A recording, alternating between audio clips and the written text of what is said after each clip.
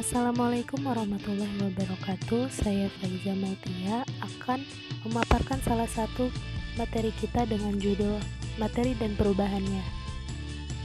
Berikut adalah bagian dari materi yang akan saya bahas di sini. Materi adalah segala sesuatu yang menempati ruang dan memiliki massa. Jika materi tersebut berupa padatan, susunan molekulnya akan sangat rapat. Jika materi tersebut berupa zat cair, susunan molekulnya mengikuti bentuk wadahnya, dan jika gas, susunan molekul akan dapat bergerak bebas. Sekarang kita lanjut ke zat tunggal yang tersusun dari unsur dan juga senyawa. Unsur adalah zat tunggal yang tidak dapat dibagi lagi.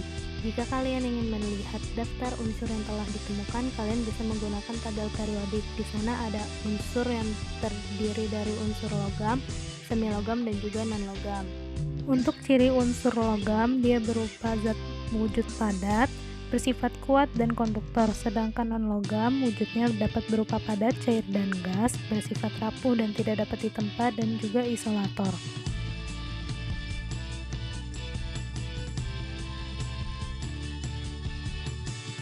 Selanjutnya ada senyawa, yaitu zat tunggal yang dapat diuraikan menjadi zat yang lebih sederhana dan biasanya tersusun dari dua unsur atau lebih.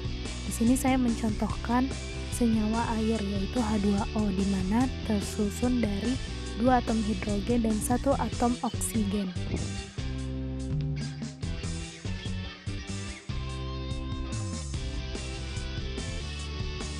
Campuran adalah gabungan dari beberapa zat tunggal yang dapat dipisahkan dengan cara fisika dengan perbandingan sembarang. Campuran terdiri dari 3 macam, yaitu ada larutan yang merupakan campuran homogen, suspensi yang merupakan campuran heterogen, dan koloid yang merupakan campuran heterogen. Kita bisa melihat perbedaannya pada ketiga gelas ini. Pada gelas larutan, kita misalkan itu adalah larutan gula, kita tidak dapat membedakan antara zat terlarut berupa gula dan juga zat pelarut berupa air. Lalu pada gelas koloid, campuran yang ukuran partikelnya terletak antara larutan dan suspensi. Secara makroskopis, koloid terlihat homogen, tapi jika dilihat dengan mikroskop elektron, koloid bersifat heterogen atau dapat dibedakan. Contohnya adalah susu. Lalu pada gelas ketiga, yaitu suspensi, campuran yang partikelnya kasar dan bersifat heterogen. Contohnya adalah pasir dalam air. Dalam gelas suspensi ini, kita masih dapat melihat butiran pasir yang tidak terlarut di dalam air. Sekarang kita masuk ke metode pemisahan campuran. Yang pertama ada filtrasi atau penyaringan. Salah satu metode pemisahan yang paling sederhana. Metode filtrasi ini adalah metode pemisahan campuran yang digunakan untuk memisahkan cairan dan padatan yang tidak dapat larut berdasarkan perbedaan ukuran partikel zat-zat yang tercampur. Kemudian ada sentrifugasi. Metode ini biasanya sering dilakukan sebagai pengganti dari metode filtrasi. Jika partikel padatan yang terdapat dalam campuran memiliki ukuran yang sangat halus dan jumlah campurannya lebih sedikit, biasanya metode sentrifugasi ini dipakai untuk memisahkan sel-sel darah merah dan sel-sel darah putih dari dalam plasma darah. Destilasi atau penyulingan. Pemisahan dengan cara penyulingan ini biasanya sering digunakan dalam kehidupan sehari-hari dan juga di bidang industri. Pemisahan dengan cara penyulingan ini digunakan untuk memisahkan suatu zat cair dari campuran. Prinsip kerjanya didasarkan pada perbedaan titik didih dari zat cair yang bercampur, sehingga saat menguap setiap zat pada campuran akan terpisah.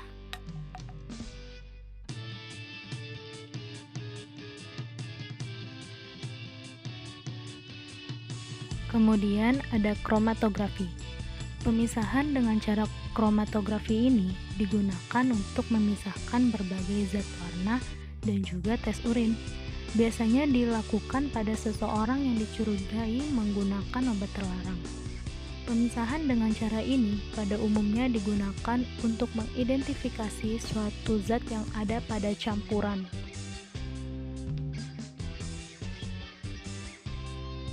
Prinsip kerja kromatografi didasarkan pada perbedaan kecepatan merambat partikel zat ketika dialiri medium gerak.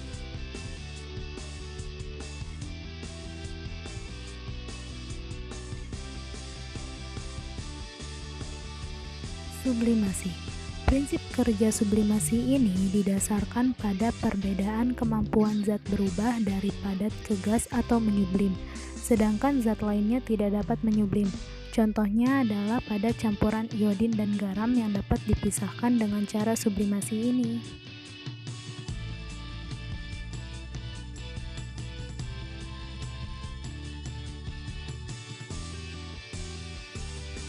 Sifat materi yang pertama adalah sifat intensif, yaitu sifat yang tidak bergantung pada jumlah materi. Contohnya adalah warna, bau, dan massa jenis. Yang kedua ada sifat ekstensif, yaitu tergantung pada jumlah materi. Contohnya massa dan volume. Lalu ada sifat fisis, yaitu sifat yang dapat diamati tanpa mengubah susunan materi. Contohnya adalah titik didih dan titik beku. Lalu ada sifat kimia, sifat yang dapat diamati akibat perubahan suatu materi menjadi materi lain. Contohnya adalah sifat karat pada besi. Perubahan materi yang pertama adalah perubahan fisika yang tidak menghasilkan zat baru. Contohnya bisa dilihat pada video es mencair tersebut. Lalu ada perubahan kimia, perubahan materi yang menghasilkan zat baru. Contohnya adalah pada proses pembusukan buah apel tersebut. Sekian yang bisa saya sampaikan, semoga video ini dapat bermanfaat bagi teman-teman dan bisa menambah pemahaman kita mengenai materi kimia ini. Terima kasih.